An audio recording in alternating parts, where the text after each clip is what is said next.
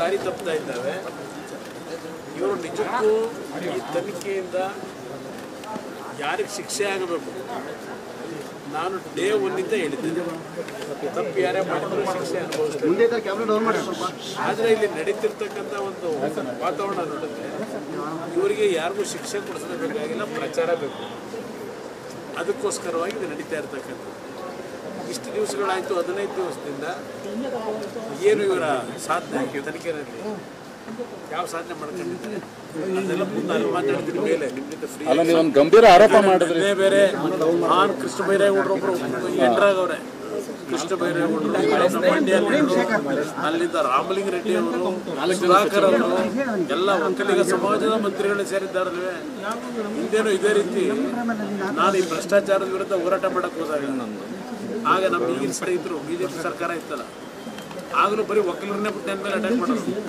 ಅದೇ ಸ್ಟ್ರಾಟಜಿ ಸಂತ್ರಸ್ತರೆಲ್ಲರೂ ಕಾಂಗ್ರೆಸ್ ಅವ್ರ ಸಂಪರ್ಕದಲ್ಲಿ ಇದಾರಂತ ಸರ್. ಯಾರಿಗೆ ಅಲ್ಲ, ನೀವೇನೋ ನೆನೆ ಒಂದು ಗಂಭೀರ ಆರೋಪ ಮಾಡಿದ್ರಿ, KK ಗೆಸ್ಟ್ ಹೌಸ್ ಅಲ್ಲಿ ಇಟ್ಟಿದ್ದಾರೆ ಸಂತ್ರಸ್ತರನ್ನ ಅಂತ. ಹೌದಾ ಸರ್? ಸಂತ್ರಸ್ತರನ್ನೆಲ್ಲ ಈ ಕಿಡ್ನಾಪ್ ಆಗಿರ್ತಕ್ಕಂಥ ಹೆಣ್ಮಗಳೇನಿದ್ದಾರೆ ಮಹಿಳೆ, ಅವ್ರ ಫ್ಯಾಮಿಲಿ ಅವ್ರನ್ನ ಕರ್ಕೊಂಬಂದು ಇಟ್ಕೊಂಡಿದ್ದಾರೆ ಅಂತಕ್ಕಂಥ ಮಾಹಿತಿ, ಆ ಮಾಹಿತಿ ಹೇಳಿದ್ದೇನೆ. ಈಗ ಕಿಡ್ನಾಪ್ ಆದಂಥ ಮಹಿಳೆಯನ್ನ ಈಗ ಕರ್ಕೊಂಬಂದು ಎಷ್ಟು ದಿನ ಆಯಿತು? ಇಲ್ಲ 164 ಹೇಳಿಕೆ ತಗೊಂಡವ್ರ, ಇಲ್ಲ ಜಡ್ಜ್ ಮುಂದೆ ಕರ್ಕೊಂಡೋಗಿ ಇಟ್ಟಿದ್ದಾರೆ. ಯಾಕಿನ್ನೂ 5 ದಿವಸದಿಂದ ಆ ಕಿಡ್ನಾಪ್ ಆಗಿರೋ ಮಹಿಳೆನ ಇನ್ನೂ ಕೋರ್ಟ್ ಮುಂದೆ ಪ್ರೊಡ್ಯೂಸ್ ಮಾಡಿಲ್ಲ? ಅವ್ರನ್ನ ಮಾಜಾರಿ ಎಲ್ಲಿ ಮಾಡ್ಕೊಂಡು ಕರ್ಕೊಂಬಂದರು? ತೋಟದ ಮನೆಯಿಂದ ಕರ್ಕೊಂಬಂದ್ರ? ನೀವೆಲ್ಲ ತೋಟದ ಮನೆ ಅಂತ ಬರ್ಕೊಂಬಿಟ್ಟಿದ್ದೀರಿ, ನೀವೆಲ್ಲ ಎಲ್ಲ ದೊಡ್ಡದಾಗಿ ಬರೆದಿದ್ದೀರಿ ಮಾಧ್ಯಮಗಳಲ್ಲಿ. ಬಟ್ ಆ ಹೆಣ್ಣುಮಗಳನ್ನ ಮಹಿಳೆನ ತೋಟದ ಮನೆ ಇದು ಫೈಂಡ್ ಔಟ್ ಮಾಡಿ ಕರ್ಕೊಂಬಂದಿದ್ದಾರೋ, ಎಲ್ಲಿಂದ ಕರ್ಕೊಂಬಂದರು? ಇಲ್ಲಿವರೆಗೆ ಇದು ಕೊಟ್ರ? SITಯ ಅದರಿಂದ ಮೂಲದಿಂದ ಸೋರಿಕೆ, SITಯ ಮೂಲ ಸೋರಿಕೆ ಇದೆಯಲ್ಲ, ಇದನ್ನ ಯಾಕೆ ಇನ್ನೂ ಸೋರಿಕೆ ಮಾಡಲಿಲ್ಲ SIT ಅವರು? ಈ ಹೆಣ್ಮಗಳನ್ನ ಕರ್ಕೊಂಬಂದಾಗಲೇ 5 ದಿವಸ ಆಗಿದೆ. ಇಲ್ಲ ರೇವಣ್ಣವ್ರು ಕಿಡ್ನಾಪ್ ಮಾಡಿದ್ದಾರೋ ಮಾಡಿಲ್ವೋ ಈ ಕ್ಷಣದವ್ರು ಹೇಳ್ಬೇಕಲ್ಲ.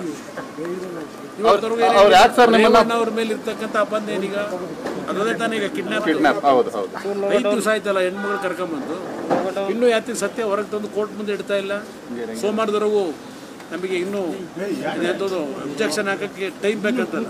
ಅಂದರೆ ಇದ್ರ ಅರ್ಥ ರೇವಣ್ಣ ಅವ್ರನ್ನ ಇನ್ನೂ 3 ದಿವಸ ಜೈಲಲ್ಲಿ ಇಡಬೇಕು, ಹಠ ಸಾಧನೆ ಆಗಬೇಕಲ್ಲ ಅವ್ರಿಗೆ ಉದ್ದೇಶ.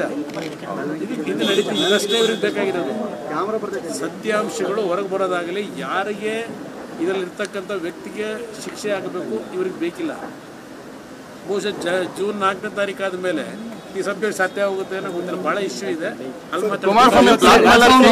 ನಿರ್ಮಾಪಕ ನಿರ್ದೇಶಕ ಎಲ್ಲ ಅವರೇ ಅಂತ ಹೇಳ್ತಾರೆ. ನಾನೇ ಪ್ರೊಡ್ಯೂಸರು, ನಾನೇ ಡೈರೆಕ್ಟ್ರು, ನಾನೇ ಕಥಾನಾಯಕ. ಯಾಕೆಂದ್ರೆ ಬಹುಶಃ ಯಾವುದು ಮಲಯಾಳಿ ಪಿಕ್ಚರ್ ಬಂತಲ್ಲ, ರವಿಚಂದ್ರನ್ ಮಾಡಿರೋದು ಕನ್ನಡದಲ್ಲಿ, ಈ ಥರದ್ದು ಸ್ಟೋರಿಗಳು ಸಿನಿಮಾದಲ್ಲಿ ಬಂದುಬಿಟ್ಟಿದ್ದಾವೆ. ಇಂಥ ಸ್ಟೋರಿಗಳಿಗೆ ಕಥಾನಾಯಕನು ಬೇಕಲ್ಲ. ಒಬ್ಬ ಕಥಾನಾಯಕನ ನನ್ನನ್ನು ಮಾಡ್ಕೊಂಡವ್ರಲ್ವಾ ಶಿವಕುಮಾರ್ ಅವರು. ಸಂತೋಷ, ಕಥಾನಾಯಕನಾಗಿ ಅಕ್ಸೆಪ್ಟ್ ಮಾಡ್ಕೊಂಡ್ರೆ ಇರಲಿ.